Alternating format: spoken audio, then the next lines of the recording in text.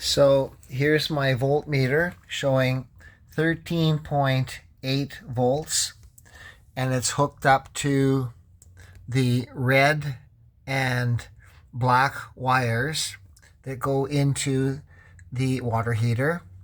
There's the propane connection. The propane is currently turned on and works fine in my stove, and the water currently is turned on, and there's the water connection, and you can see that that is turned on as well. And here's the unit, and the unit, nothing I can do I press and nothing happens, and yet it is connected up there. You can see that it's connected. And the outside switch is also turned on. If you want me to show you that, I'll go outside.